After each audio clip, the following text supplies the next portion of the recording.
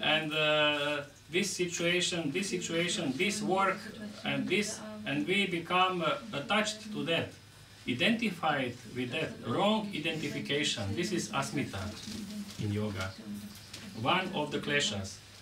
Our wrong identification, because when we identify with these things which are unstable, which are changing every time, and which is not under our control, then our life is all the time in danger, and we are all the time under stress. So we must stop that identification. So if we realize ourselves that we are something unbounded, and that the nature of our life is something great, and if we connect our life, because we need some help, and who is here to help us?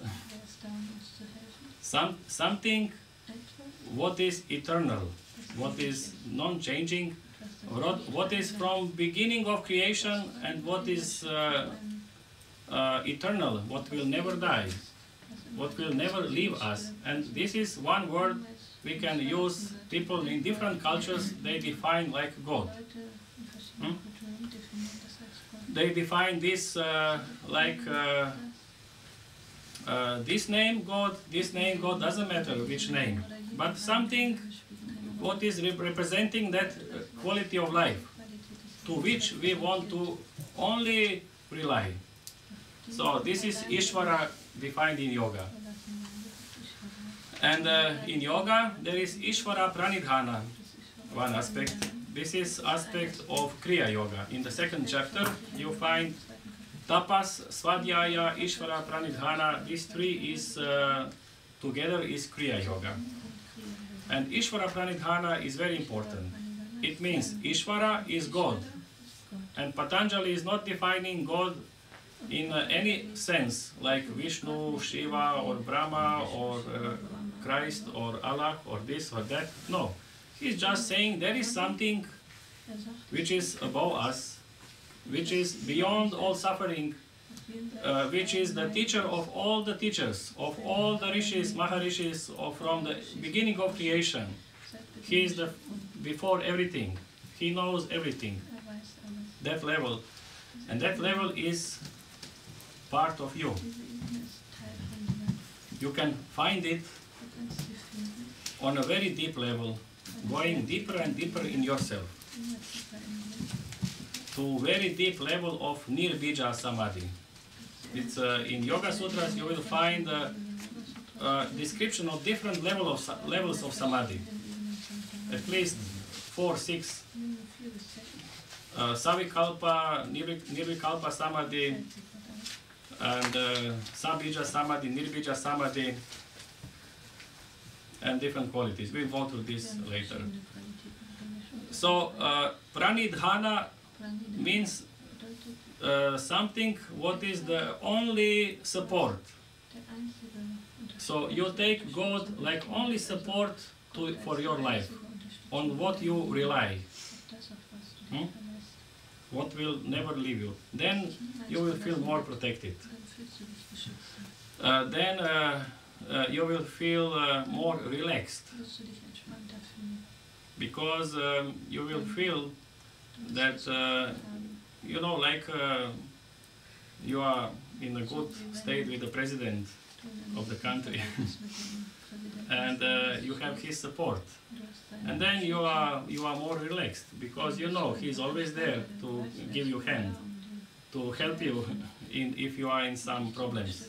So some little problems you will not take this so serious to you, because you know he will help you, and in that sense life goes more easy. And then you will not interpret every situation in the life like danger for your existence, and you will be getting less and less stress, because the stress is not depending on the outer thing at all. It's depending. The stress is in the eye of the beholder. Like beauty is in the eye of the beholder, the stress is also in the eye of the beholder. How, in the way, how you are approaching to that situation. Whether you are interpreting this to be danger for your life or not. Two persons, one will think, oh, this is threatening me, and he will get stressed. Another, no. That's why the most outer life is like it is. It is not threatening to us at all. The greatest threatening to us is our own mind. Different states of our mind, and we must be, and we need to, and this is yoga, to find out, to become more aware, and to find out what we are doing to ourselves, and to stop doing that. First, you must become aware what problems you are creating for yourself. Then you can stop it. And one simple thing is just one yogi said, one suggestion. For example, when something is happening to you in the life, then don't think this is happening to me. It is happening for me. Just change of approach, and then you will have different different quality from that. This is one thing.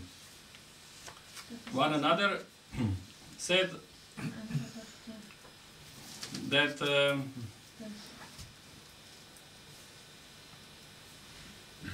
just simple suggestion: give and forgive, and be simple so that everything is passing through you. Don't hold anything.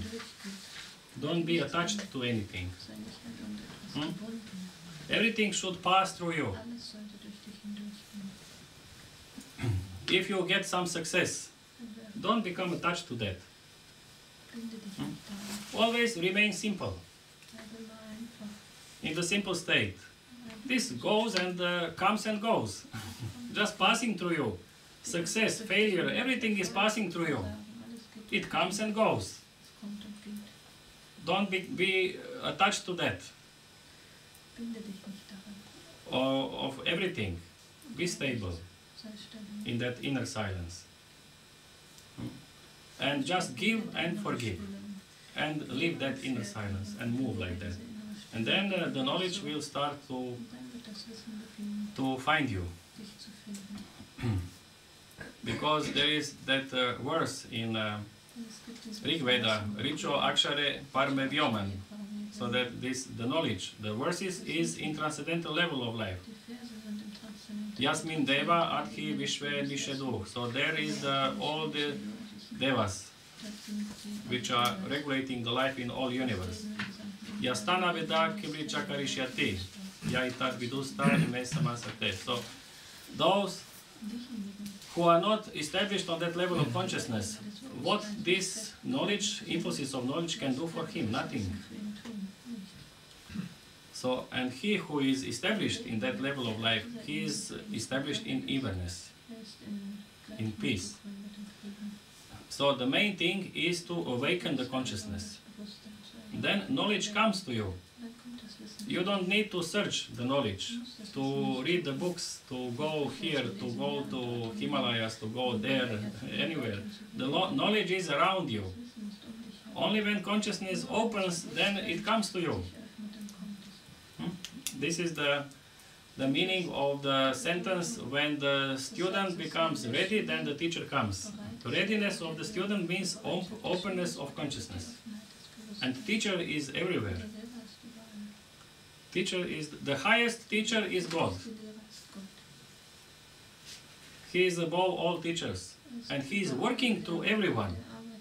He is working through this teacher, this rishi, this maharishi, this child, this any person, through the animals, through the trees, because he is everywhere, and he is giving you guidance. and he is teaching you 24 hours. But only is depending how much we are able to get.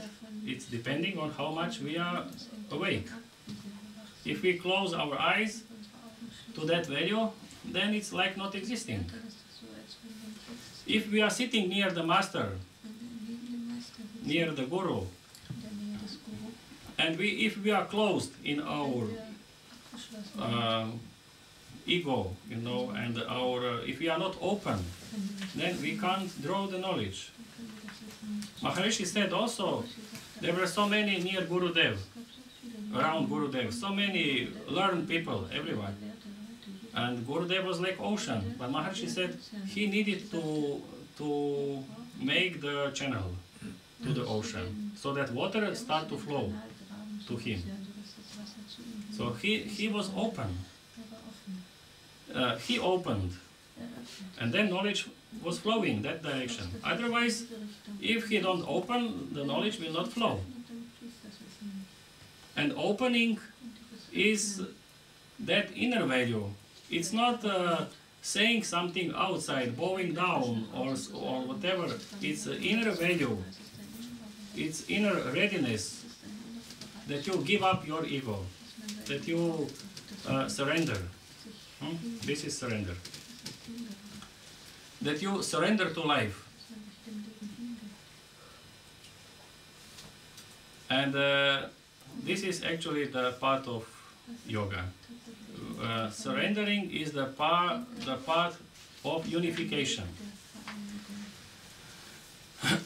And surrender is always on the level of the feeling,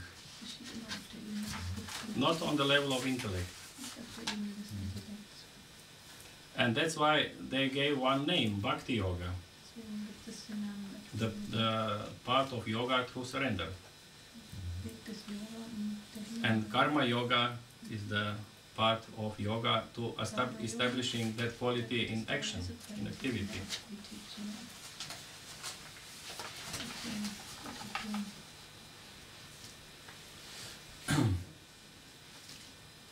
So there are so many different approaches of yoga. How many different aspects of life is existing? There are so many approaches of yoga. And you can give so many names to yoga. Jnana yoga pertaining to the knowledge, Bhakti yoga pertaining to that quality of surrender, this yoga, this yoga, this yoga, this yoga. But what is the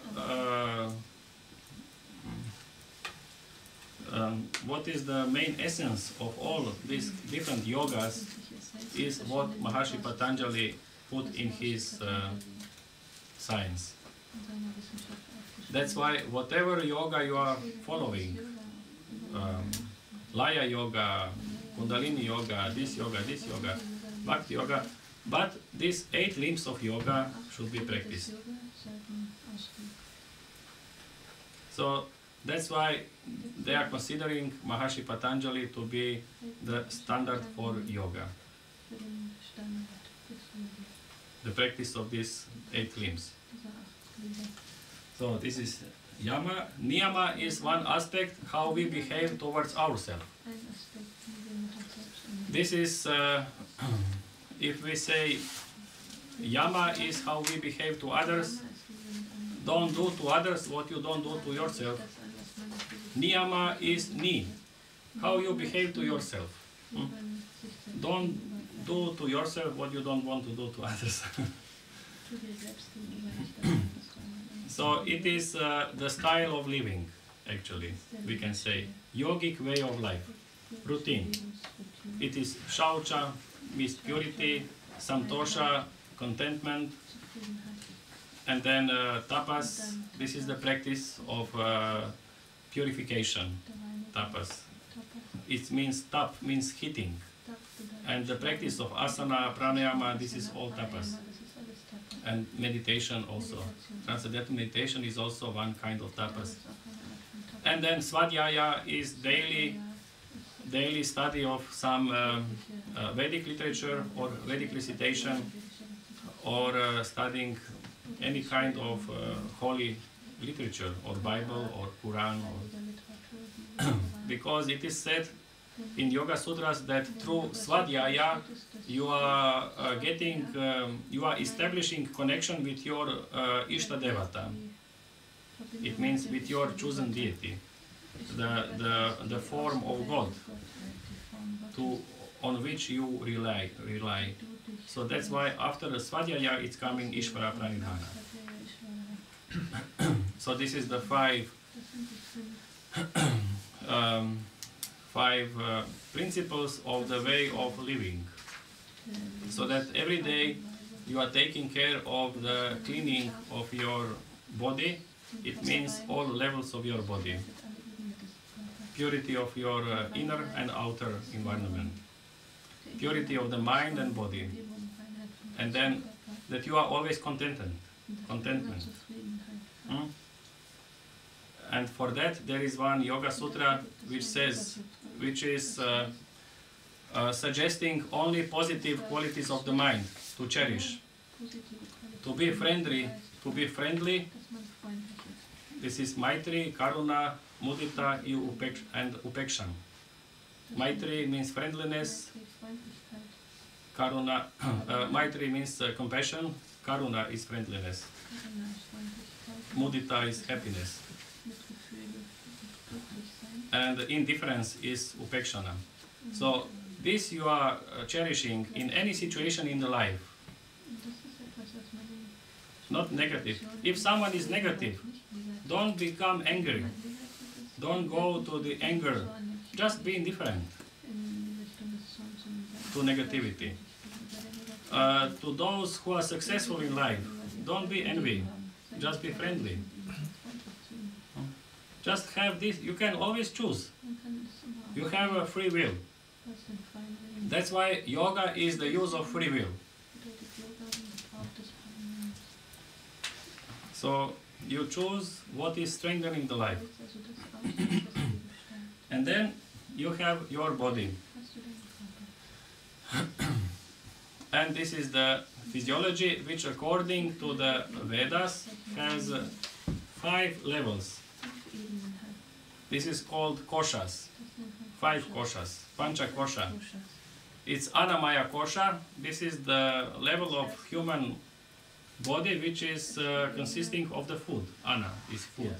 This is this physical level, gross physical level. Muscles, the system of the organs, bones, skeleton, and vessels, everything, nervous system, and like this. What we see, what modern medicine is taking into account. And on that level there are problems. So there is some practice of yoga positions, how you put your body in different positions to correct this balance on that gross physical level. So this is mainly this asana practice, which is therapeutic in a way that you correct imbalances of the function of your physiology. That's why also originally the asana practice was decided individually to each person according to his state of the body.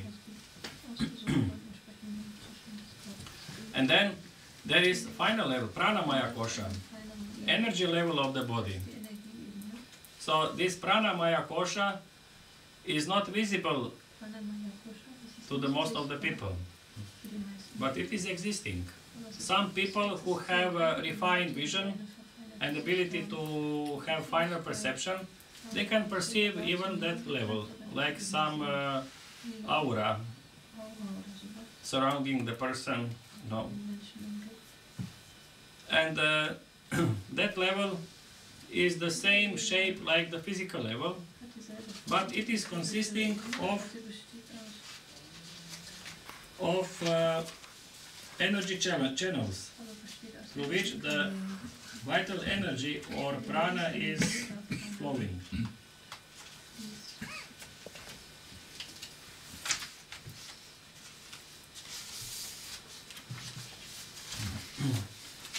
So here you can see drawing of pranamaya kosha. There is about 72,000 energy channels through which prana or vital energy is flowing. Prana means something which is giving life. This is life force. Without prana there is no life. There can be physical existence, Annamaya Kosha can be present, but if there is no life, there is no prana in Pranamaya Kosha, there is no flowing of prana, then this Annamaya Kosha will not function. It's dead. That's why when death comes, it means prana goes away. There is no more prana in the body. And that's why everything stops functioning. That's why it's very vital to have a very good state of prana in the body, so that then every organ is functioning properly, because every aspect of the physical existence is connected to that level of pranamaya kosha. Every cell has some small channel, energy channel coming to that place and nourishing, giving energy for working. So if there are blocks in these shrotas, in these nadis or channels through which prana is flowing, if there is some blockage and some weakness, then supply of vital energy to that area is weak, and the function of that area is weak. Then illness comes. So the yoga is giving for the gross physical body mainly asanas, is approach to remove problems. Also it's influencing the pranamaya kosha asanas, but more it's influenced with pranayamas. The practice of pranayamas is very strongly influencing the pranamaya kosha. You are removing blockages from pranamaya kosha. That's why pranayama means prana and ayama. Ayama means to spread prana. This is the exercise which is helping spreading the prana all over the body and proper function of the prana. This is achieved through these breathing techniques. Then there is manomaya kosha, mind. This is the body made of our concepts, our thoughts. That's why your life is what your thoughts are. Your thoughts are creating your body. What you are thinking, that you become. Because the negative thoughts, the negative feelings, everything is blocking the flow of prana. Because it is, prana is directly connected with the mind, state of the mind. The state of the mind is more settled, then prana, flow of prana is more natural, more unrestricted. The state of mind more disturbed. The flow of the prana becomes more disturbed. And the flow is blocked. Or somewhere it is aggravating. No? Somewhere lacking, somewhere too much. Angry, red becomes, face becomes red, everything. So there are 5 pranas. Prana, samana, upana, vyana, like this. So this part of prana becomes very active, and other feet becomes very cold, and other things happen. So to have a balanced state of prana, the mind must be in the balanced state. So more you have thoughts which are not disturbing your state of mind, more your state of mind will be calm, stable.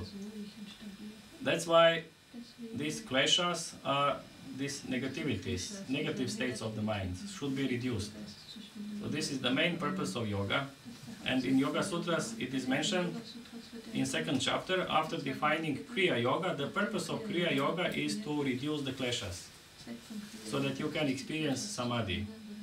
When you experience samadhi, then the prana is very lively.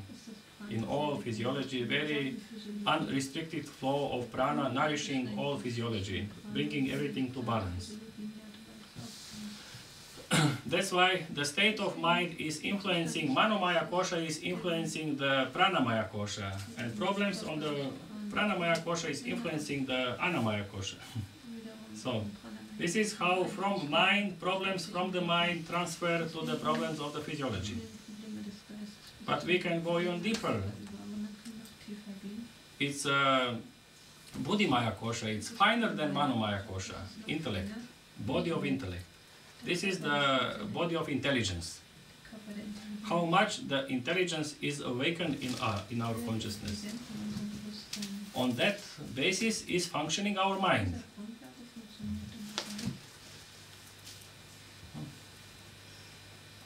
It's guiding the mind that or that direction.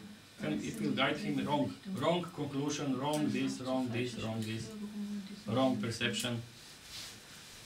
So distortion on the intelligence level of the body brings to the distortion to the mind level of the body, and this brings distortion to the prana level of the body, and this brings distortion to the physical level of the body. And we can go still deeper.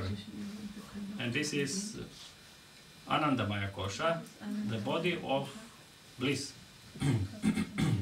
This is emotional intelligence, what modern psychology says. They are defining emotional intelligence, basis of the intelligence which were previously thinking it's important how much we are successful in our life.